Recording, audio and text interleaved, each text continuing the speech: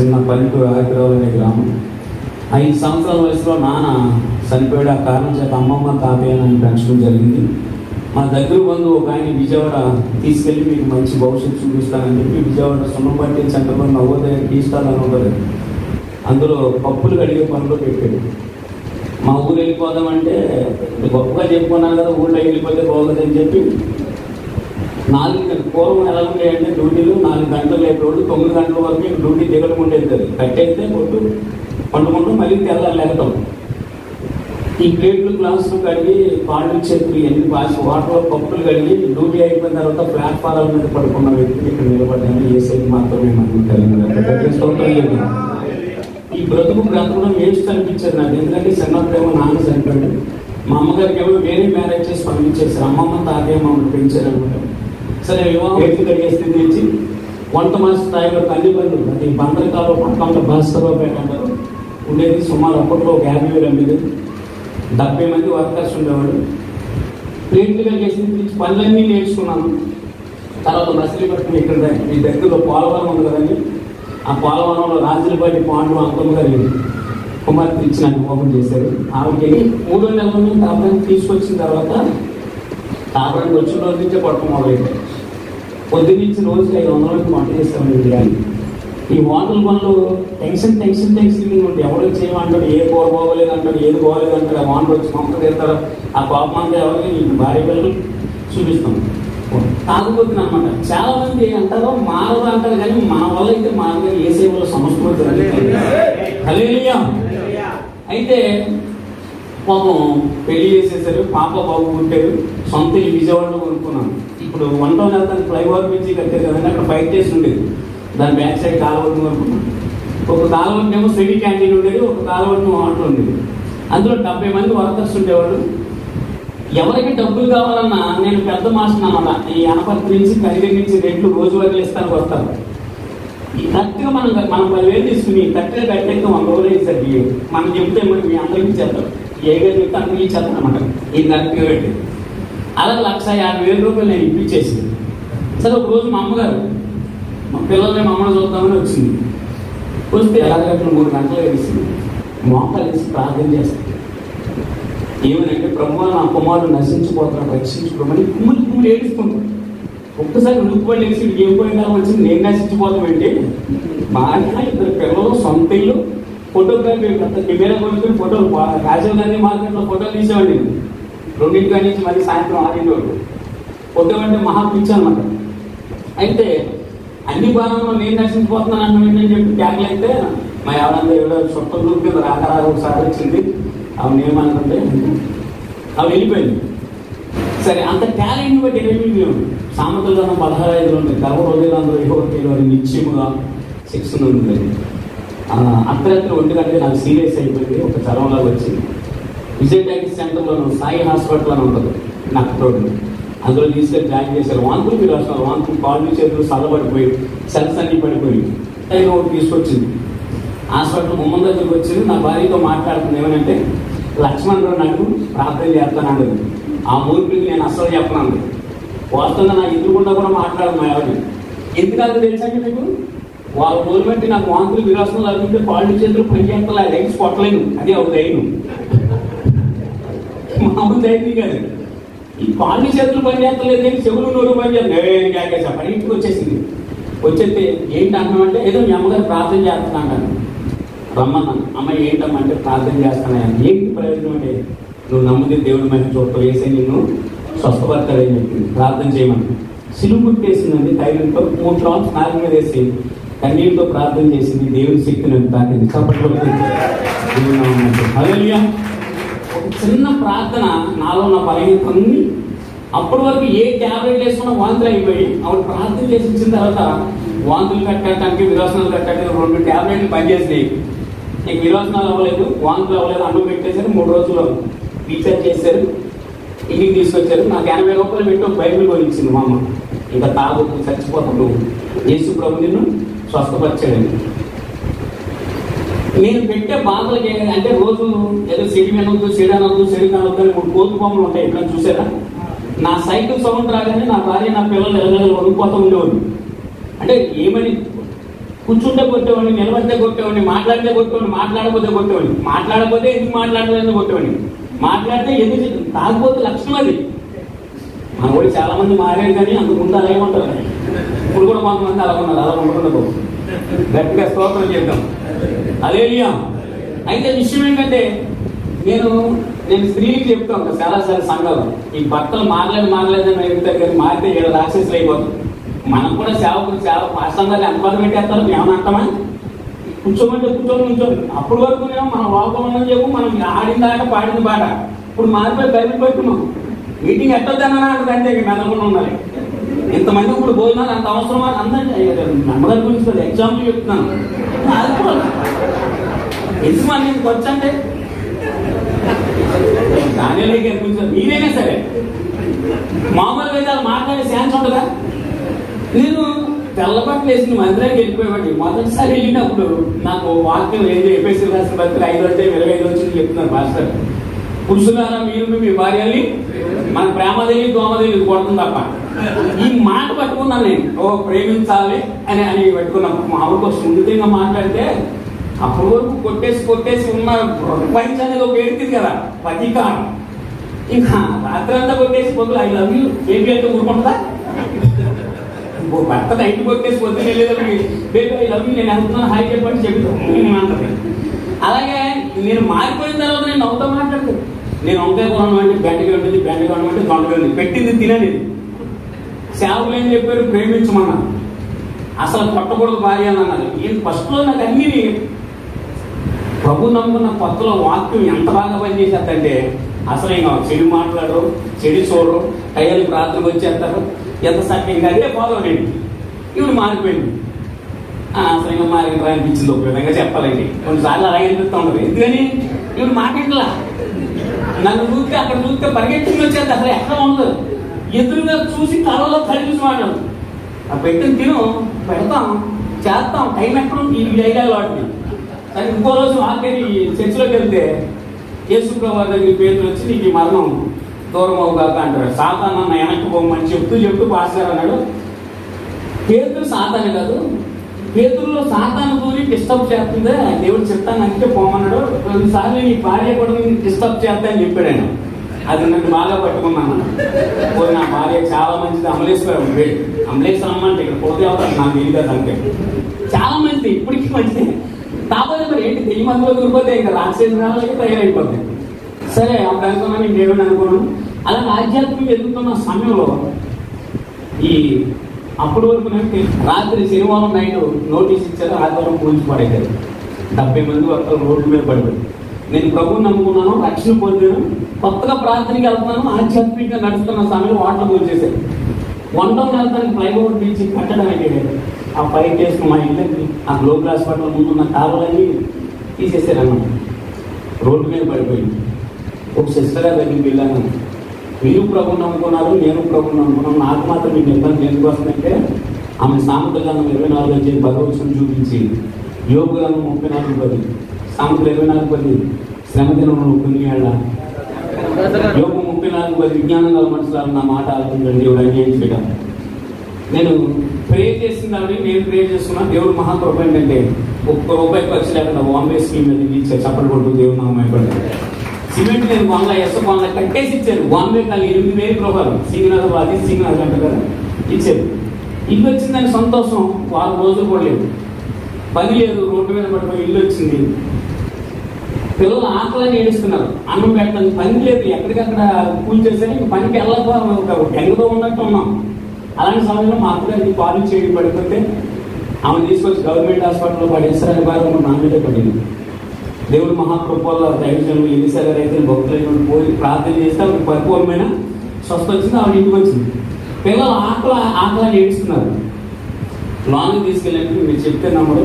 మోకాలు వేసి ప్రార్థన చేస్తున్నాను, ప్రభు పిల్లలకి అన్నం కూడా పెట్టలేకపోతున్నాం, ఆహారం దయచేయండి. ఆమె అనేలో ఒక ఆహారం తీసుకొచ్చి చప్పుడు పడుతుంది. ఆమె అనే లోపు ఒక ఆవిడ ఆహారం తీసుకొచ్చింది. ఆవిడ ఒక్కరోజు తేలేదండి, నెల రోజులు తీసుకొచ్చింది. ఆవిడ పైడమ్మ కదండి. మా జీ 49 ఇల్లు, ఆవిడ 48, 47 వాళ్ళ ఇల్లు. చూడండి, చిన్న ప్రార్థన దేవుడు అద్భుతం చేశాడు. హల్లెలూయా. చేయడం, ప్రార్థన చేయడం, ఆహారం వచ్చేది. అయితే ఆహారం అయితే వస్తుంది, కానీ ఈ సిటీ క్యాంటీన్ తీసేసిన తర్వాత ప్రతి సంవత్సరం వస్తూ ఉంటారు అనుమతి చెప్పారు. డబ్బులు ఇప్పించారు కదా, 1,50,000 రూపాయలు. అదందరూ వచ్చి లక్ష్మణరావు ఎక్కడ ఉన్నారంటే వాంబే కాలనీ వచ్చేసారు. ఏమిటి మా డబ్బులు మాకు ఇవ్వన్నారు, మీరు నాకు ఎప్పుడు ఇచ్చారంటే మీకు ఇవ్వలేదు కదండి, మీరే మధ్యవర్తి అంటే ఇంకో సంత కూడా నేర్చుకున్నాం. అందరికి పెట్టేశారు డబ్బులు కట్టమన్నాం. ట్యాక్స్ ఎక్కువైపోయింది. ఈ ట్యాక్స్ని పడలేక చచ్చిపోదామని నిర్ణయం తీసుకున్నానండి. ఎవరన్నా ఏమనంటే తట్టుకోలేని స్వభావం ఉన్నది. నా భార్య సిద్ధకొట్టే చూడదని నన్ను మాత్రం ఎవరన్నా అంటే బాగా. ఇక 12 ట్యాబ్లెట్ పాయిజన్ ట్యాబ్లెట్ రెడీ చేసుకున్నాను. ఈ స్పందన వచ్చి మా ఏమైనా తీసుకెళ్ళి పిల్లల స్కూల్ రామకృష్ణపురం స్కూల్ తీసుకుంటే సాయి రాజేశ్వరిని నా కూతురు ఆడపిల్లలు తండ్రిని ఇష్టపడతారండి ఎక్కువ. ఏంటో మన ఈ పాప ప్రాణం అనమాట. నేనంటే 5 సంవత్సరాల వయసులో నాన్న చనిపోయాడు. తల్లి ఉన్న దగ్గర లేదు. వాటర్లు అంతా కప్పులు కడిగి ప్లాట్ఫారాల మీద పడుకున్నాను. రాత్రి కూడా వచ్చి పోలీసులు ఈ నైట్ డ్యూటీ చేసేవాళ్ళు కొట్టేవాళ్ళు. కర్రతో కొట్టి దొంగవాళ్ళు ఎక్కడ ఈ వాటర్లో పనిచేస్తానంటే అలాంటి బతికి నేను. ఇప్పుడు నేను చనిపోతే నా పిల్లలు కూడా అనాథలైపోతారు. అంతకుముందు ఒక ఫ్రెండ్ దగ్గరికి వెళ్ళి నాకు కొంచెం ఏదైనా హెల్ప్ చేయండి నాన్న, నేను ఇలా ఇబ్బందులు ఉన్నట్టు ఎంతకాలం సాయం చేస్తున్నాను. ట్రైన్ డ్రైవర్ అతను మహేష్ అని. అతను నేను శ్రీడి సాయిబాబు ఫ్రెండ్స్ అనమాట. అయితే నాకు కండిషన్ పెట్టాలన్నా. ఏంటన్నా, నువ్వు బైబిల్ వదిలేసిరా, నీకు ఎంతకాలం అందిస్తానన్నా. చెత్త సలహాలు చెప్పొద్దు, చేస్తే సాయం చేయలేకలేదన్నా. ఈలో వాళ్ళ వైపు వచ్చింది, సలహాలు చేస్తానికి పని చేయనప్పుడు డబ్బులు ఇస్తాను ఎందుకు పని చేస్తాం, ప్రార్థన చేసి వేసుకోమని అడుగుతాను. ఆ మాట అప్పుడు గుర్తొచ్చిందండి. సరే ఇంతమందిని అడుగుతున్నాను, అసలు సరే వేసుకోవాలి. తలుపు వేసేసి బాధతో ఉన్నప్పుడు ప్రార్థన మామూలు రాదండి. కుమ్ములు ఏడ్చింది. ప్రభు నువ్వు 1,50,000 ఇస్తే నేను బ్రతుకున్నంతకాలం నీ సేవ చేస్తాను ప్రభు అని నేను ఒప్పుకున్నాను. ప్రభు దగ్గర డిమాండ్ చేసుకున్నాను. ఏడుస్తున్నాను, ప్రార్థన చేసి ఏడ్చి ఆమె అన్నాను. మళ్ళీ చెయ్యి ట్యాబ్లెట్ దగ్గరికి, మనిషేమో ట్యాబ్లెట్ దగ్గర వెళ్తుంది, కానీ ట్యాబ్లెట్ రావట్లేదు దగ్గరికి. సరే ఒక నిమిషం పట్టుకుందామని పట్టుకుని అలా ఆలోచిస్తున్నాను. చెప్పట్లేదు, నేను ఒకనే తలిపేస్తుంది. ఈ స్లాంప్లో సిలువాకారం కనపడుతుంది. హల్లెలూయా. సిలువ అంటే శ్రమలకు గుర్తు. నేను మనసులో అనుకుంటున్నాను, నాకు ఒక స్వరం వినపడుతుంది, నా కృప నీకు చాలు. చప్పుడు నేను అక్కడనే ఉన్నాను. ఈ కృప ఉంటే నేను ఎందుకు ఎలా చనిపోవాలనుకుంటాను అని నేను అనుకుంటుంటే మళ్ళీ నాకు వినపడుతుంది, నేను చనిపోమన్నాను. లేదు ప్రభు ఎప్పుడు వాళ్ళు తగ్గలేదా, నేను నిర్ణయం తీసుకున్నానంటే రామకృష్ణాపురంలో సత్యానందని మాస్టర్ గారు ఉన్నారు. సామింగ్ రోడ్లో శివరు ఉంటారు, సత్యానంద పాస్టర్ శాంతరత్న గారు. వాళ్ళ దగ్గరికి వెళ్ళమని ప్రభు చెప్తారు. లెటర్ తీసుకెళ్ళా. చూసే సార్ మీరు ఏంటి నిరీక్షణ తెలుగు తక్కువ పని చేస్తామంటే అప్పుడు బాగా తట్టుకోలేకపోతున్నాను. సరే ఇప్పుడు ఏం చేద్దాం అనుకుంటున్నావయ్యా అన్నారు. మీరే గవర్నమెంట్ వాళ్ళు ఉచితంగా ఇల్లు ఇచ్చారు కదా, అమ్మేసుకున్నప్పుడు తీర్చేసుకుని మంచి సలహా ఇచ్చి ఇంటికి తీసుకొచ్చి 4 రోజులు సరుకులు ఇప్పించి మా మాస్టర్ గారికి అదే మా మిస్సెస్ చెప్పాడు, అమ్మ జాగ్రత్త ఉందండి, మీరు లెటర్ రాసి ట్యాబ్లెట్ రెడీ పెట్టండి, అందరూ కలిసి చచ్చిపోదామండి, మీరు ఎవరో సావాంసలేదు, ఇల్లు అమ్మేసుకుని అప్పులు తెచ్చిన దీంట్లో ఉండి అది డ్యూటీ చేసుకోమన్నారు. అదే ప్లాన్ మీద ఉన్నాం. మా మామూలుగా దస్తగిరి గారు రాజీవ్ గాంధీ మార్కెట్లో మాకు సిటీ క్యాంటీన్ అని కొత్తగా మళ్ళీ ఓపెన్ చేశారు. ఆయన మా కాలనీ వచ్చాడు, లక్ష్మంలో డ్యూటీ వెళ్తాను, లేదన్నా నేను ఇల్లు అమ్ముకుని మా ఊరు వెళ్ళిపోతాను. ఇబ్బందులు ఏంటన్నా, నాకు కొంచెం డబ్బులు కావాలి, నువ్వు డ్యూటీ ఎక్కువ నీకు ఎంత కావాలి అంత డబ్బులు ఇస్తాను. వెళ్ళి డ్యూటీ ఎక్కాను, 70,000 ఇచ్చారు. సపోర్ట్ పడుతుంది. ఒక వాటర్లో పనిచేసే వాళ్ళకి 5,000 ఇమ్మంటే వాడు 70,000 ఇంకా అసలు ఆశ్చర్యపోయారు జనం అందరూ. ఇక 1000 వచ్చినోడికి 500, 500 వచ్చినోడికి 200 అలాగా ఇచ్చేసేసి ఇంకా ఆదివారం ప్రార్థన 10 గంటల కంటే 9 గంటలకు వచ్చి కూర్చున్నాడు మంత్రులు. ఎందుకని అడగరా, దేవుడు మరణాన్నించి బ్రతికించాడు. ఫస్ట్లో మంట, తర్వాత అంట అన్నాడు ఒక ఆయన. ఫస్ట్లో మంట మామూలు మండిపోతుండగా అలాగే ఆధ్యాత్మికంగా ఎదుగుతున్న సమయంలో దేవుడు ఒక దర్శనాన్ని చూపించాడు. ఆకాశం నుంచి వెలుగు నా మీద ప్రకాశిస్తుంది. నేను పరిగెట్టుకెళ్ళి మందకాలంలో పడిపోయాను. ఆ వెలుగులో నుంచి ఒక స్వరం నాకు ఏర్పడుతుంది, నా కుమారుడు నిన్నుకున్నాను, నా సేవ చేయండి. తీరా చూస్తే ఒక దర్శనం. అవలంలో మా అక్క అప్పటికే ప్రభువు నాకు కొంత ఫోన్ చేసి ఇలా చెప్తే, దేవుడు పిలుపు ఉంది నీకు, ఎక్కడ సేవ చేయాలి ప్రభు అని అడగమంది. 3 రోజులు ఉపవాసం ఉండి అడిగితే తెల్లవారుజాము 3 గంటలకు నేను మోకాలేసి బాంబే కాలనీలో ఉన్నాను. కానీ ఆ దర్శనంలో నేను ఇప్పుడు సేవ చేసే ప్రాంతానికి తీసుకెళ్ళిపోయి ఒక వ్యక్తి, నువ్వు ఇక్కడే సేవ పరిసర చేయవద్దని చెప్పేసి వెళ్ళింది. మళ్ళీ నేను చూస్తే అక్కడే ఉన్నాను. ఈ మాట నా భార్య చెప్పారు. ఆవిడ నేను దేవుడు బ్రతికించాడని ఆవిడ కూడా విశ్వాసం కలిగింది. ప్రభు వాళ్ళ అమ్మని స్వస్థపరిచాడు, ఇంకా దేవుడి మీద నమ్మకం కలిగింది. సరే మనం కొవ్వూరు వెళ్దామండి, వెళ్ళి చెప్పాడు ఆమె. ఆ వాండర్ గారి దగ్గర వాండర్ గారు ఏమో 10 గంటలకు వస్తాడు. 4 గంటలకు వెళ్ళిన అన్న ఒకరోజు సెలవన్న, నేను ఊరెళ్ళి వచ్చేస్తాను, నైట్ మాస్టర్ని పగల చేయమని, నేను వచ్చి రేపు నైట్ పగల చేస్తానని చెప్పి ఆ ప్రాంతం చూసి అక్క అవరం పగల ఉంటుంది 15,000 ఇచ్చి వచ్చేయాలి. ఆ రోజు అన్నీ చూసేసాం, వెళ్ళాము. ఈ లోపు నేనంటే కెట్టిన వాళ్ళు రాత్రి లక్ష్మణలో వీళ్ళకి పారిపోయాడని చెప్పేసి మా వాండర్ గారు. ఆ నైట్ చేస్తానన్న మాస ఏం చేశాడంటే ఆయన 1000 రూపాయలు అడిగి ఇవ్వలేదంట వాండర్ గారు. ఆయన 70,000 ఇచ్చాడు, నాకు 1000 ఇవ్వలేదు. ఆ డ్యూటీ నేనేది చేయాలని చెప్పి డ్యూటీకి పోయాడు. నువ్వు వర్కర్స్ లేక పార్కులో నువ్వు అది వంటను కాలేజీలో మన ఎక్కడ ఏలూరు రాబు దగ్గర ఉంటారు, హోటల్లో పనిచేసేవాడు. అలా రోడ్డు తీసుకెళ్ళి వంట చేయించాడు. మొత్తం అన్ని చేపట్టాడు వంటలని. కస్టమర్ గొడవ పెట్టుకుంటున్నారు వెళ్ళి కౌంటర్ దగ్గర. ఈ లోపు వంట గారు వచ్చాడు, రసగిరి గారు వచ్చి ఏంటంటే గొడవ అంటే ఇలా వంటలు పోలేదంటే లక్షల్లో కానీ పిలమన్నాడు. రాత్రి ఇల్లు పారిపోయాడు అనేసరికి ఇంకా మామూలు మాట కదన్నమాట. నువ్వు సాయంత్రానికి వస్తే నీ 2 పాలు ఉంటాయి, లేకపోతే 2 పాలు తీసేస్తాను. దగ్గరికి వెళ్తే నన్ను చంపేస్తాడు. నేను రాను, నువ్వు వెళ్ళి ఇల్లు అమ్మేసి పంపించాలి మా ఆమెను పంపించాను. మేము వెళ్ళింది ఎందుకు అనుకుంటున్నారు? దేవుడు చూపించిన ప్రాంతం ఉందో లేదో చూస్తానికి వెళ్ళాము. సాతానికి అక్కడ సరైపోయింది. సరే ఆమె వచ్చింది. ఈలోపు నేను అక్కడ ఉంటే వైజాగ్ నుంచి ఒక ఫోన్ వస్తున్నారు. ఇల్లు రామకృష్ణ గారు అని ఒక సౌదరి గారు విజయవాడ నుంచి వెళ్ళి వైజాగ్ బస్ స్టాండ్లో పెట్టాడు ఒక చిన్న క్యాంటీన్ 5,000. అక్కడ నా ఫ్రెండ్ వేరే సమయాన్ని టీ మాస్టర్గా పనిచేస్తుంది. అతనికి చెప్పాడంటే విజయవాడ ఎవరన్నా మంచి మాస్టర్ ఉంటే తీసుకుపోయి ఎందుకు అవుతాను అభిమానం చేద్దామంటే నా ఫ్రెండ్ ఒకడు ఉన్నాడు లక్ష్మణరావు అని అడుగుతానంటే ఎప్పుడు వస్తాం మాస్టర్ అన్నాడు. ఇప్పుడు వస్తారని చెప్పి వైజాగ్ ద్వారకా నగర్ బస్ స్టాండ్ 2 నెలలు డ్యూటీ చేశానంటే ఒక 15,000 రూపాయలు క్యాష్ ఇచ్చి ఏటీఎం కార్డు ఇచ్చి నీ పని నాకు నచ్చింది, మీ ఫ్యామిలీ మొత్తం తీసుకుని ఆగ్రహంలో నీకు ఇల్లు కొని పెడతానని చెప్పి ఏటీఎం కార్డు ఇచ్చి పిన్ నెంబర్ చెప్తే ఎంత కావాలి డ్రా చేసుకున్నాను. విజయవాడ వచ్చాం, ఇల్లు వేసాం, అప్పులు తీసుకున్నాం. మా అత్తగారు మాతో పాటు ఉండేది 5 బయలుదేరి వైజాగ్ వెళ్ళాం. ఆసిల్మెంట్లో అద్దెలు తీసుకున్నాం. డ్యూటీలో జాయిన్ అయిపోయాం. ఒక డిసెంబర్ 24వ తారీఖు నైట్ ప్రార్థన చేసుకున్నాం. మా అత్తగారు ఒప్పుకోలిపోయింది, కాళ్ళు చేయి పడిపోయింది. కేసీహెచ్ హాస్పిటల్ తీసుకెళ్తే తెల్ల చచ్చిపోయింది. 4 రోజులు 5,000 ఒక ఆమె చనిపోయింది. ఆమె చచ్చిపోయింది. ఒక చేతిలో చేయాల్సింది, మీరు ఇక్కడ ఉండొద్దు, దేవుడి సేవ చేయండి, కొబ్బరి లేని చెప్పి చచ్చిపోయింది. సరే కాబట్టి పట్టించుకోలేదు. మళ్ళీ డ్యూటీ ఎక్కాం. నా భార్య క్యాసరీగా నేను వంట మాస్టర్గా జాయిన్ అయిపోయాను. 1 సంవత్సరం గడిచింది. డెంగ్యూ ఫీవర్ వచ్చి 20 రోజులు మంచం మీద పట్టాను. మంచం పట్టే దేవుడు ఒక దర్శనాన్ని చూపించాడు. గోదావరి నదిలో నేను ఒక్కడనే కొట్టుకెళ్ళిపోతున్నాను, ఫుల్గా ఉందన్నది. ఈ సరే నేను దగ్గరనే ట్యాగేస్తే ఇలా చేపట్టి లేపి నీటి మీద నిలబెట్టాను. అది ఇలా ఉంటుంది అన్నమాట. ఎగ్జాంపుల్గా నిలబెట్టి అనేక మంది నశించిపోతున్నారు, నా గురించి వెళ్ళి ప్రకటించని చెప్పారు. నాకు వెంటనే నా సేవా దర్శనం గుర్తించి మా ఓనర్ దగ్గరికి వెళ్ళి, సార్ నాకు సేవ పిలుపుంది, మీరు సేవకి వెళ్ళిపోతావు సార్ అన్నా. నా దగ్గర నువ్వు వాడిన డబ్బులు 50,000 కట్టేసి వెళ్ళామన్నాను. కట్టలేని మళ్ళీ డ్యూటీ ఎక్కాల్సి వచ్చింది.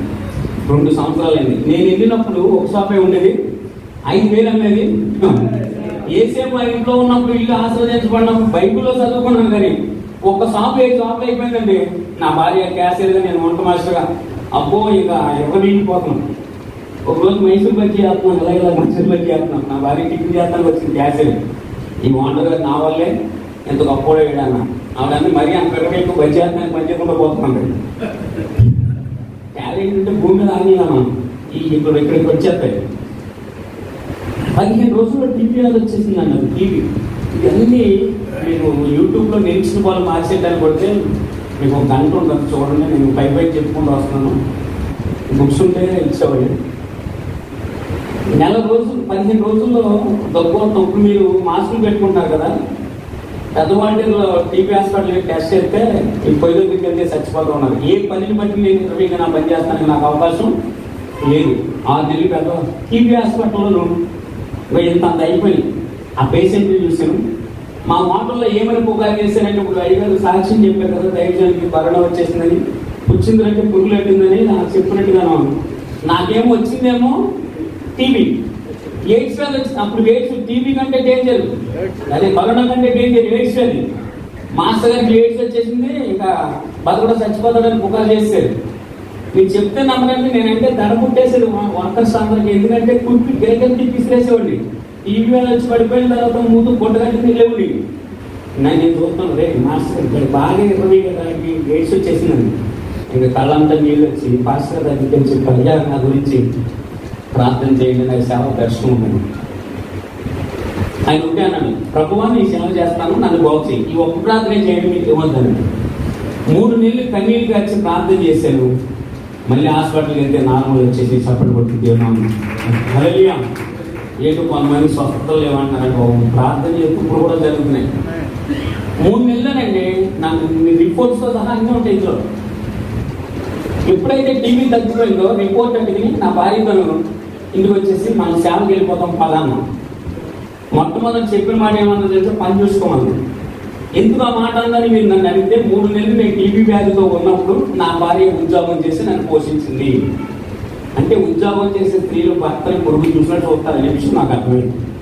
నువ్వు నన్ను చాలా మంది ఇప్పుడు జాబ్లో ఉన్న వాళ్ళు ఏమంటారా, పోతే ఇలా ఇచ్చారు విడాకులని ఎంత స్పీడ్గా వచ్చేస్తారు. పెళ్లి చేసి నా రోజుల్లో విడాకులు చెప్తున్నాయి కదా, ఎందుకు అనుకున్నారు జాబు బాబు వస్తే జాబ్ కాదు, జాబ్ వస్తే మూలంలా. సరే విషయం ఏంటంటే పని చూసుకోండి. నేను రక్షణ పొందిందని ఎప్పుడు ఆమెను కొట్టలేదు, ధ్యానంగా ఉండేవాడిని అండి. ఎప్పుడైతే ఇప్పుడు పని చేసుకోమో పచ్చడి పండుగ ఉంటుందండి, పిచ్చగుడ్డు కూడా నేను మామూలు కొట్టి తల పగలు కొట్టేద్దామని నాకు ఎత్తానండి. ఈ 3 నెలలు నా కుమార్తె రాజేశ్వరి, సాయి రాజేశ్వరిని పెట్టాం.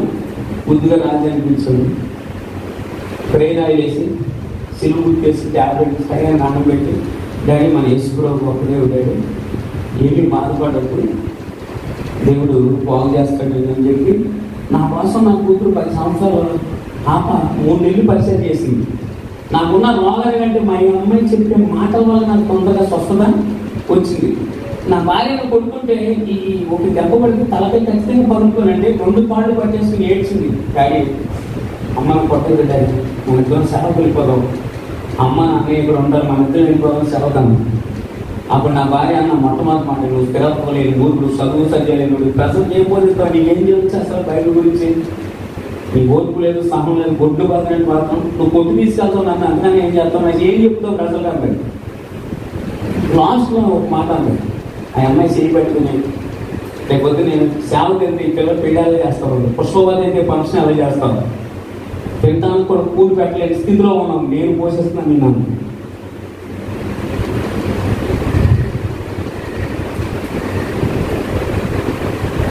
ఈ మాట అన్న 15 రోజుల్లో మా అమ్మాయికి విపరీతమైన జ్వరం వచ్చేసింది. మేము హాస్పిటల్లో ఉండడం, సీతమ్మపేటలో ప్రేమ హాస్పిటల్ అని ఉంటుంది. 200 ఫీజు కడతానికి హాస్పిటల్ డబ్బులు లేక 108లో నా కుమార్తెని ఏజెన్సీ హాస్పిటల్లో తీసుకెళ్ళారు. అక్కడికి వెళ్ళిన తర్వాత ఒకే ఒక ఇంజక్షన్ చేశారు, కాలేజ్ చెక్ పడిపోయి ఊతొంపలు వచ్చేసి కళ్ళు స్టక్ అయిపోయింది. మా అమ్మాయి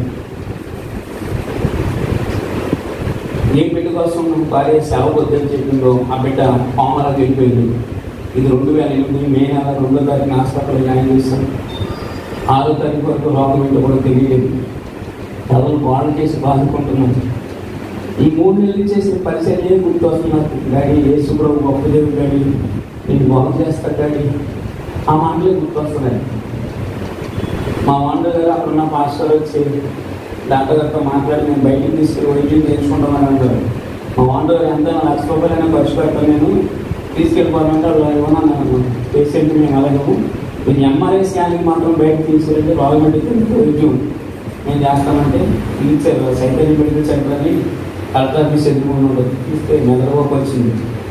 మెదడువాపు వచ్చిన వాళ్ళు బ్రతికినా కానీ ఆరోగ్యంగా ఉంటారంట.